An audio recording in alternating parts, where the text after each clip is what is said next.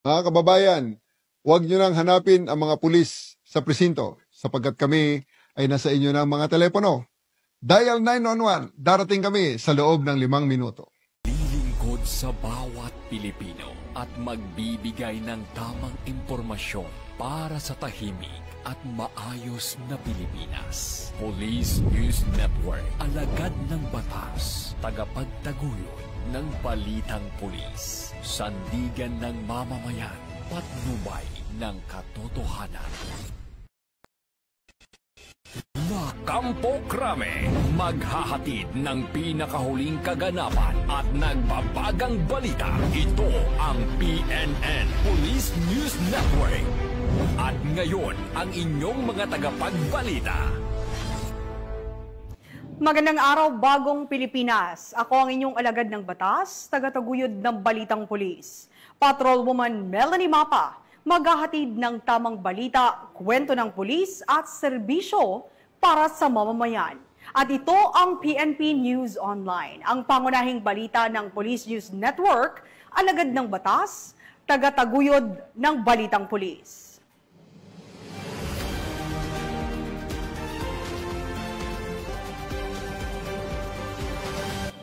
Ngayon ay araw ng Sabado at narito mga balitang nakalap ng ating mga PNN correspondents sa loob ng linggong ito.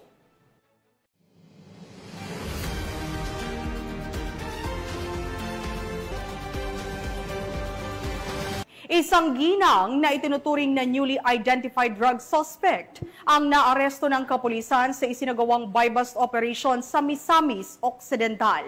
Ang detalye ng report mula kay Patrolwoman Danessa Berdos. Tiklo ang isang newly identified drug suspect sa kinasang drug buy-bust operation ng mga operatiba ng Police Drug Enforcement Unit Misamis Occidental at Osamis City PNP sa Barangay Dolores, Clarid, Osamis City, Misamis Occidental. Nilala ni Police Major Alvin Tamayo, officer in charge ng Clarion MPS, ang drug suspect na si alias Blandy, babae may asawa at residente ng nasabing lugar. Kapalit niya.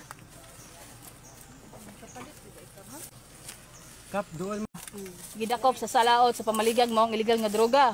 Ikaw na katungod sa pagpakahilom. Tanan nimong gipangsulti mahimo kaning pabor o laban kanimo bisag asang korte sa Pilipinas. Sa kinasang drug buy-bust operation ng mga operatiba ng Clarin Municipal Police Station at Provincial Drug Enforcement Unit ay nasamsam ang 6 na pakete ng hinihinalang shabu at isang 500 peso bill na ginamit bilang buy-bust money. Tisyo siya, dayari.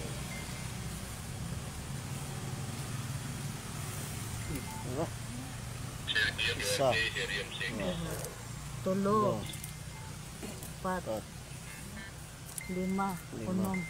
Ang suspect ay nahaharap sa kasong paglabag sa RA 9165 o Comprehensive Dangerous Drugs Act of 2002.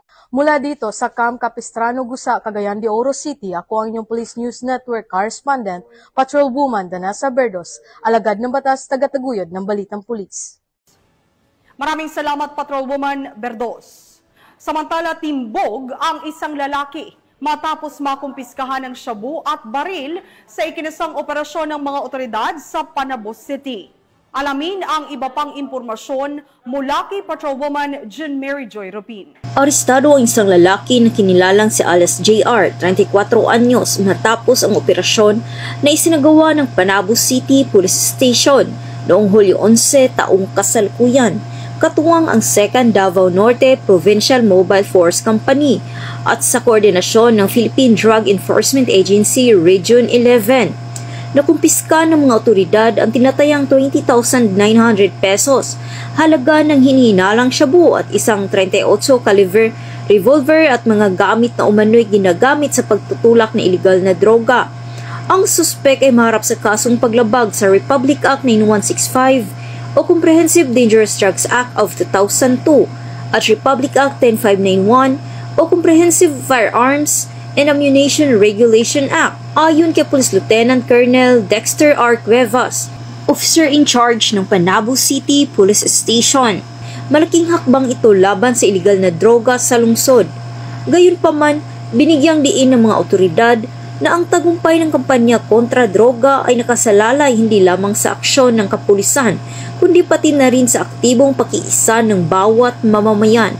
Mula dito sa Police Regional Office 11, ako ang inyong PNN correspondent, Patrolwoman June Mary Joy Rupin, alagad ng batas, tagataguyod ng Balitang Pulis. Maraming salamat, Patrolwoman Rupin. Mahigit 100,000 pisong halaga ng shabu ang nasabat ng mga operatiba ng PNP sa magkakahiwalay na buy-bust operation sa isinagawa sa lungsod ng Bayugan at Butuan. Narito ang report mula kay Patrolwoman Kay Francisco. Nasabat ng Police Regional Office 13 ang mahigit 100,000 piso ng halaga na hinihinala shabu sa dalawang magkahiwalay na operasyon laban sa ilegal na droga sa mga lungsod ng Bayugan at Butuan City, Caraga Region. Unang isinagawa ang operasyon sa Barangay Taglatawan, Bayugan City, Agusan del Sur, bandang alas 3:30 ng madaling araw nitong Hulyo 11 sa isinagawang buy-bust operation ng Bayugan City Police Station na aresto ang suspect na si alias Longlong, 27 taong gulang at residente ng nasabing lugar.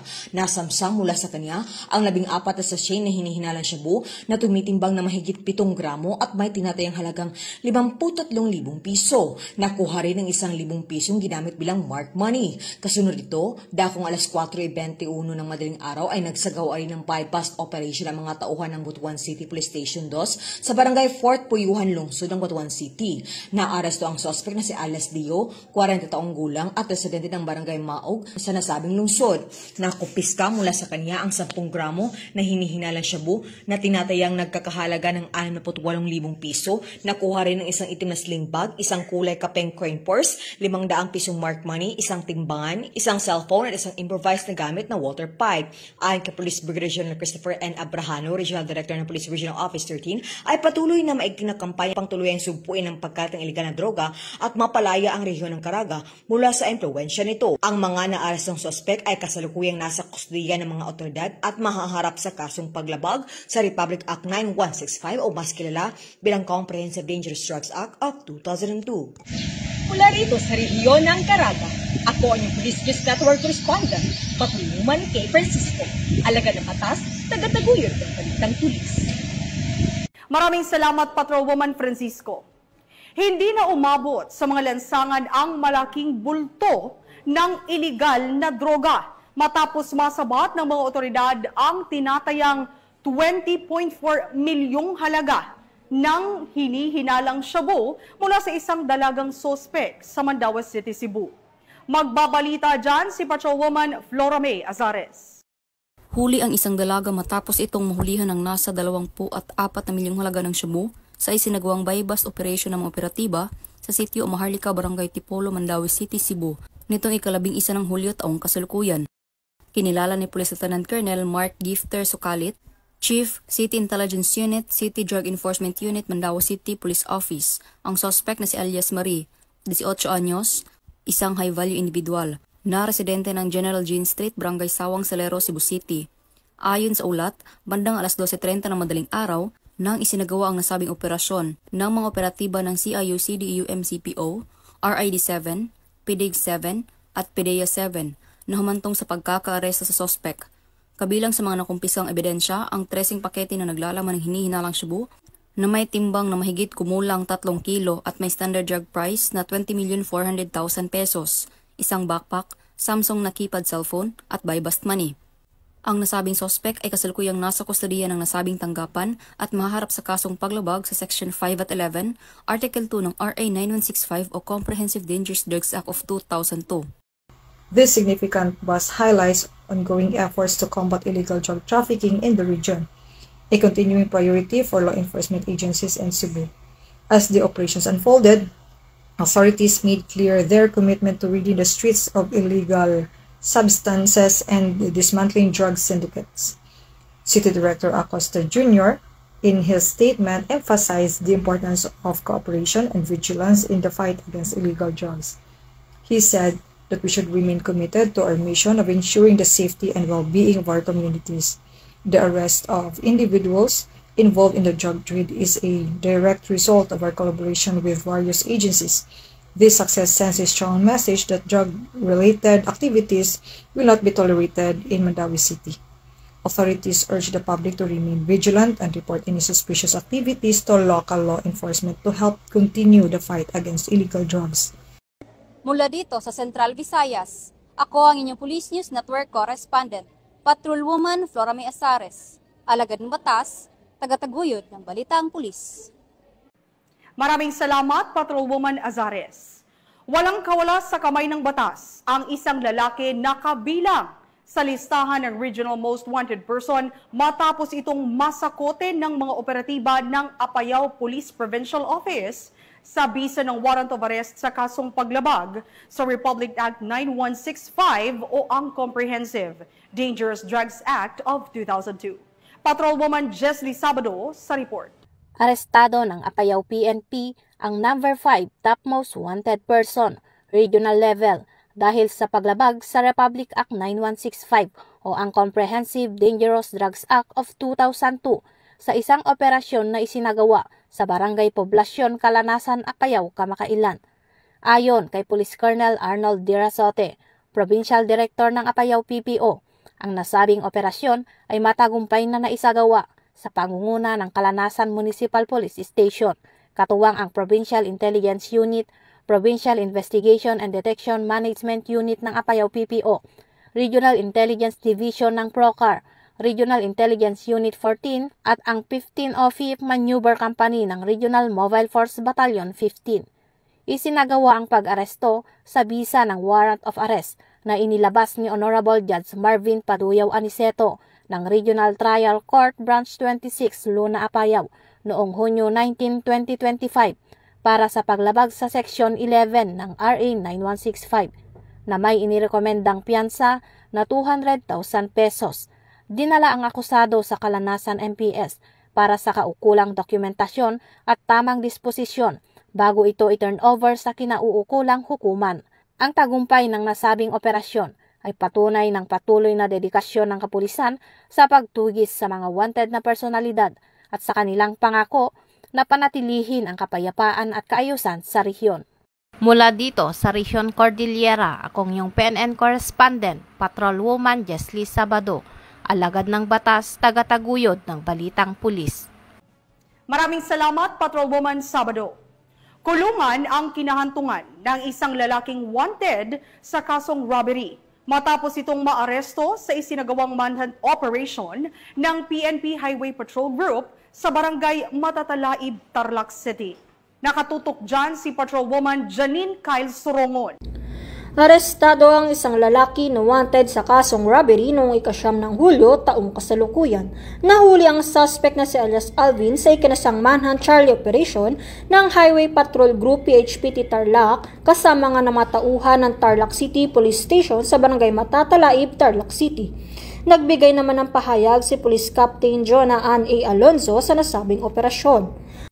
Ang pagkakaaresto sa suspect ay bunga ng isang manhunt Charlie operation ng ating operatiba na ikinasa ng PHPD Tarlac dito sa Barangay Matatalaib, Tarlac City.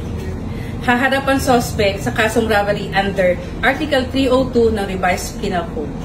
At sa bisa po ng warrant of arrest ay nahuli natin ang isang alias Alvin na nilagdaan ni Honorable Aidin Torres Peña, presiding judge ng RTC Branch 110 of Tarlac City. Nasa kustudiya ngayon ng PHPD Tarlac ang nasabing suspect.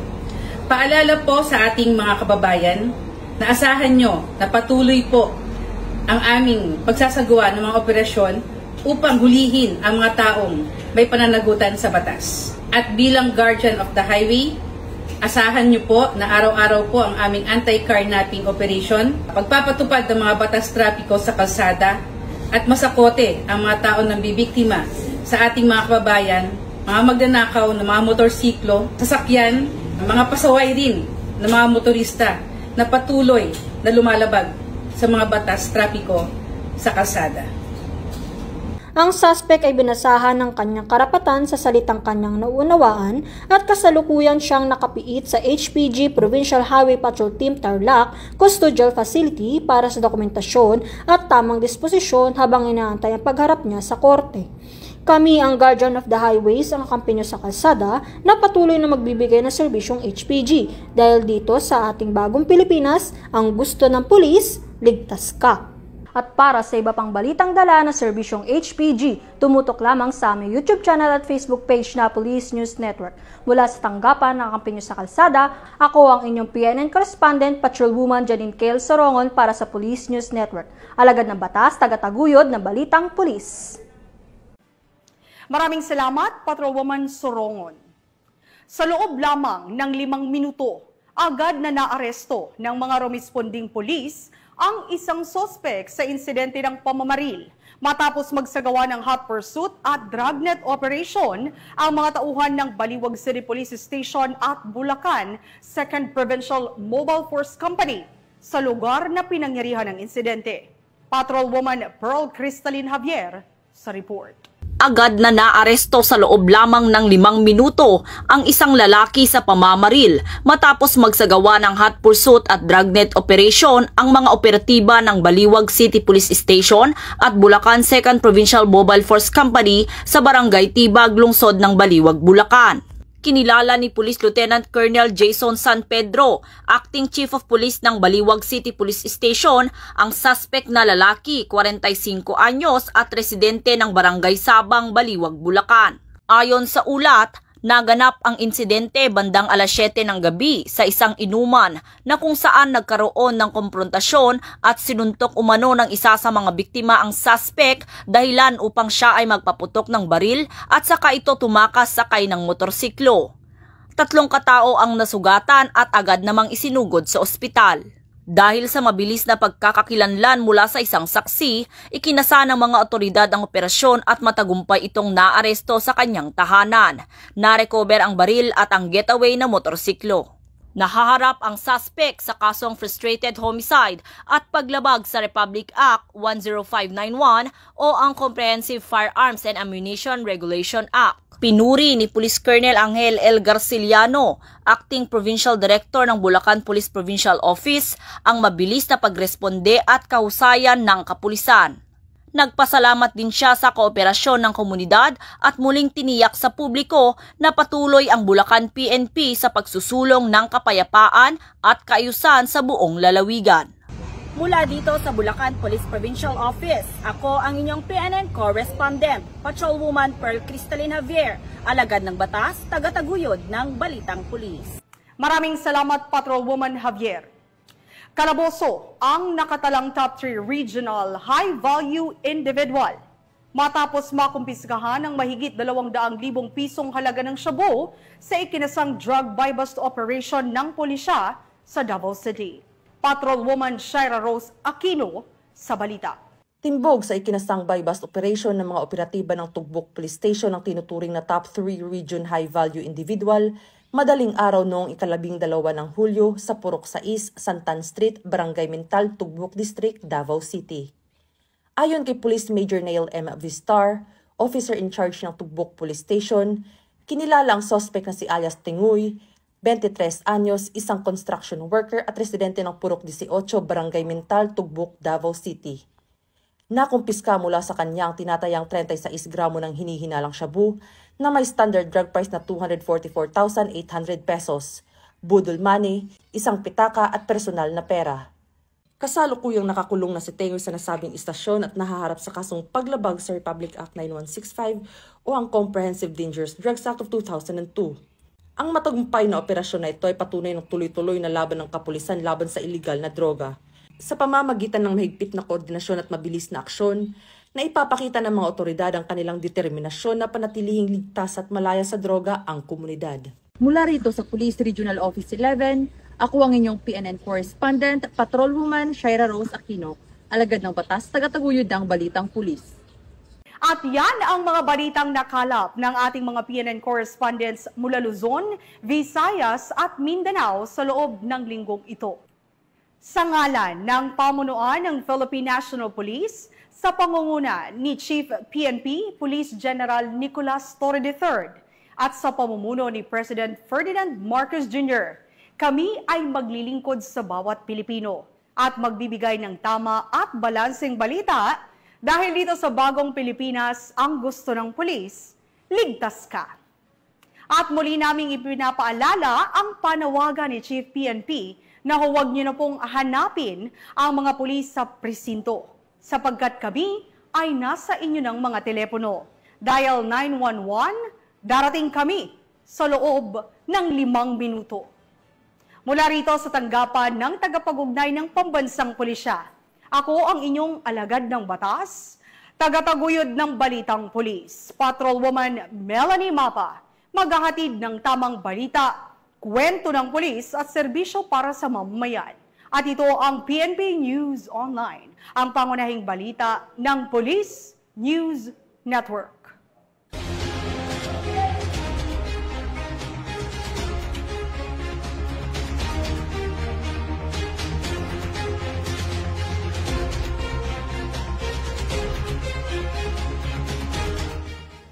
Police News Network, alagad ng batas, tagapagtaguyod ng balitang pulis.